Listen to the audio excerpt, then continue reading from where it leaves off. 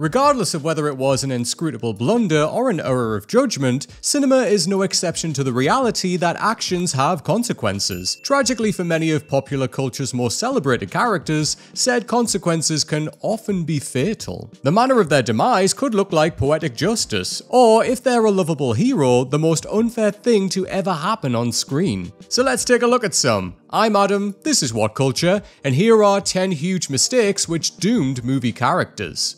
Number 10. Glazer, Inglourious Bastards. Hand gestures don't typically seal a person's doom, unless said person just so happens to be a British commando deep undercover in Nazi-occupied France. The aforementioned officer, Michael Fassbender's Lieutenant Archie Hickox, inadvertently signs a death warrant for himself and his undercover companions in Quentin Tarantino's Inglourious Bastards, when he orders a round of drinks in front of Gestapo Major Dietrich Hellstrom. Hickox orders Dry Glazer, holding up the index, middle, and ring fingers of his right hand to represent each glass. Unfortunately for the lieutenant, that's exactly where Fassbender's soldier gives the game away. The Western European style of finger counting differs from the English speaking, where the index finger is used to represent 1 as opposed to the thumb. A true German would have ordered 3 with the index, middle finger, and thumb extended, a fact that Hickox is fatally unaware of. An error tiny in scope, but colossal in terms of repercussions, as Hellstrom instantly rumbles the Englishman for an imposter. This precipitates a Mexican standoff which soon concludes with a hail of gunfire and a bullet-riddled mess of bodies, amongst them Hickox and his comrades.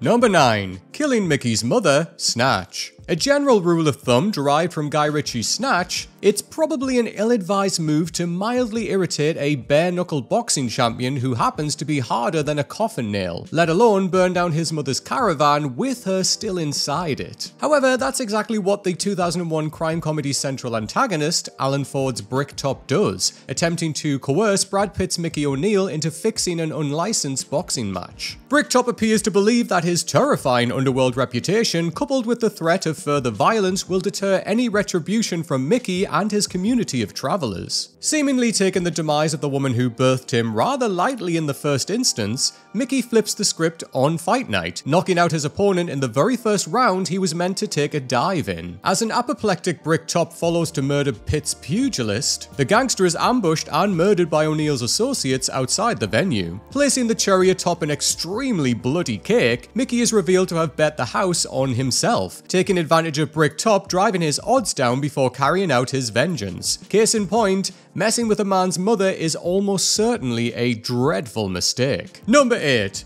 Disrespecting Benny Blanco, Carlito's Way. Hey, remember me, Benny Blanco from the Bronx? A legendary reputation amongst New York's underworld ultimately isn't adequate to save the eponymous character of 1993's Carlito's Way from the ramifications of an earlier mistake. The early goings of the Al Pacino-led effort see former career criminal Carlito Brigante propositioned by a hot-headed up-and-coming gangster from the Bronx, Benny Blanco. Carlito declined several offers to do business with Blanco, culminating in an explosive showdown in a strip club. Pacino's grizzled criminal publicly humiliates Benny, but lets him leave with his life. Carlito's mistake ultimately proves to be twofold: humiliating a man badly enough to cause him to seek bloody revenge, and letting him go scot-free without neutralizing the threat. The absence of his historically ruthless edge alienates his bodyguard Pachanka, who begins working for Benny in secret, eventually providing the scorned gangster with Carlito's location. The film's explosive final act sees Blanco's charge ambush Brigante as he attempts to flee New York, gunning him down with a silenced pistol in retribution for his earlier slight. The mistake: never let your enemies live. Number 7. Killing Patroclus, Troy.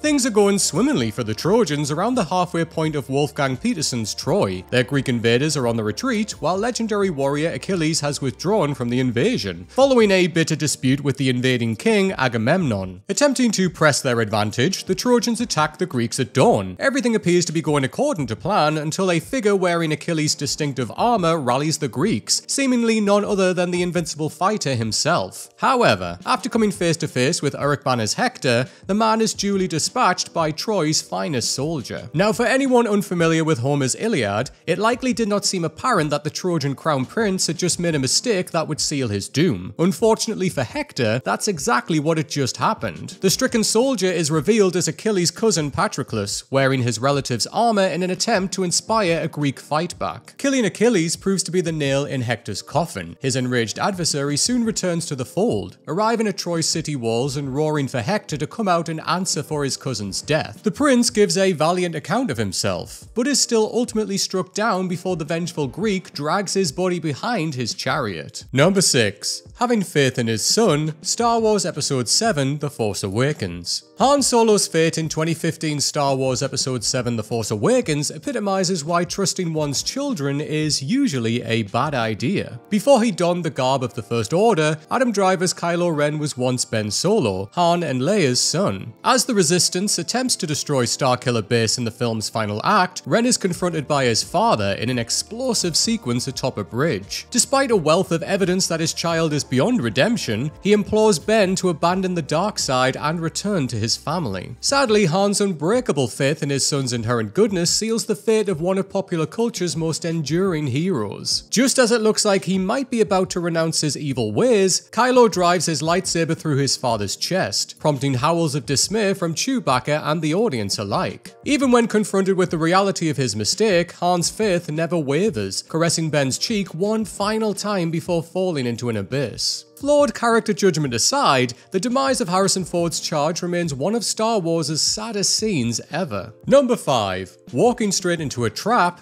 Harry Potter and the Order of the Phoenix. The most heartbreaking aspect of Sirius Black's fate in 2007's Harry Potter and the Order of the Phoenix was the needless nature of his death. Were it not for a terrible mistake made by his own godson, Black may not have ultimately met his end in the bowels of the Ministry of Magic. It's an absolute clanger of a mistake to boot. After the psychic bond between the boy who lived and Lord Voldemort becomes obvious, Dumbledore has Severus Snape teach Harry occlumency to shield his mind from the heir of Slytherin. However, despite being fully aware of the likelihood that Voldemort would try to exploit their connection, Harry merrily charges headfirst into the most obvious of traps after the Dark Lord shows him a fake vision of himself torturing Sirius. It's a lapse of judgment that costs his godfather's life. After Harry and his friends are ambushed by Death Eaters in the Department of Mysteries, Sirius and other members of the Order of the Phoenix arrive on the scene to save their bumbling young charges. Regrettably, the feel-good factor doesn't last for long. Black is killed by a cackling Bellatrix Lestrange seconds after overpowering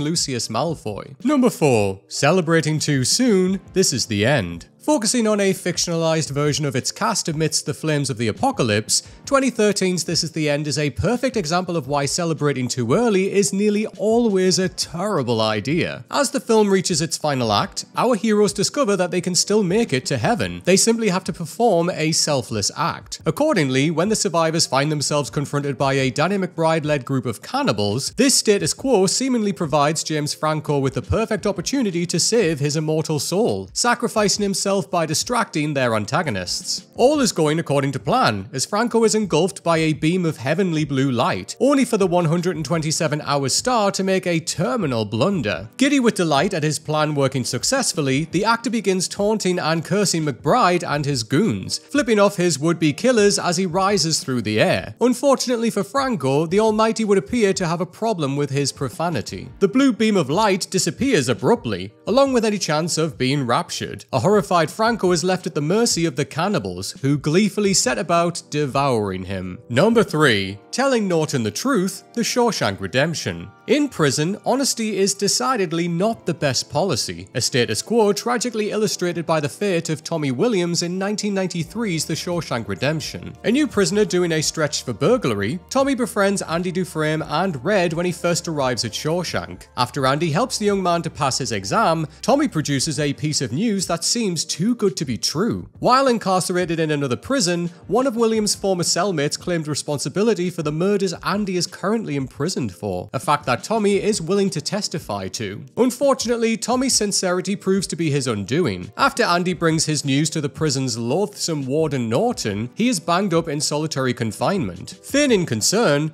Norton then summons Tommy in an attempt to gauge how likely he is to testify on Andy's behalf. The instant he is assured of William's integrity, the warden steps away from him, allowing his sadistic right-hand Hadley to gun down Andy's would-be savior under the guise of an attempted escape. Number 2. Giving out free aspirin, Die Hard with a vengeance. As Simon Gruber mockingly tossed a bottle of aspirin to John McClane to cure a pounding hangover, it is unlikely that Jeremy Irons' slick criminal was aware that he had just made a mistake that would cost him $140 billion worth of gold and his life. In all fairness to him, McClane was tied up next to a large bomb and appeared to have approximately zero chance of escape at the time. Unfortunately for Gruber, there's a reason that the franchise is called Die Hard. McClane slips his bonds and escapes the bomb's explosion alongside Samuel L. Jackson's Zeus Carver. However, all still seems to be lost in the big picture. Gruber has escaped along with his haul from robbing the Federal Reserve Bank of New York, seemingly vanishing into thin air. That is, of course, until McClane realizes that the bottle of aspirin has markings on it indicating where it was purchased, a truck shop in Quebec on the Canadian-US border. Gruber and his cronies are caught red-handed when the NYPD raids the location. Irons' villain meets his end in a fiery helicopter wreck soon after. Next time, quit while you're ahead. Number 1. Attempting to discover Angier's secret, the prestige. Why? Haven't good come from your obsessions? Well, at first, but I followed them too long. I'm their slave, and one day they'll choose to destroy me. An almost flawless offering from Christopher Nolan, 2005's The Prestige chronicles the endless feud between rival stage magicians in Victorian London. Tensions between the pair boil to head over a trick called the Transported Man. Initially demonstrated by Borden, the trick sees Christian Bale's magicians seemingly transport instantaneously between two wardrobe doors on opposite ends of a stage. Hugh Jackman's Robert Angier eventually surpasses Borden, with his The Real Transported Man trick trumping the original in scale. Alfred performs his trick using the assistance of an identical twin with whom he shares Borden's identity. Unaware that Angier now possesses a machine that allows him to replicate the trick, he is completely unable to fathom how his rival has surpassed him. Regrettably, Alfred's obsession sets up a meeting with the hangman. Angier's machine creates a new version of himself every time the illusion is performed, meaning that one robber takes the audience's applause, while the other drowns in a tank below the stage. When Borden sneaks below during a performance, his adversary takes the opportunity to frame him for the murder of the latest drowned version of Angier. One half of Alfred Borden subsequently is put to death for the murder of a man still drawing breath. Obsession, it's a young man's game.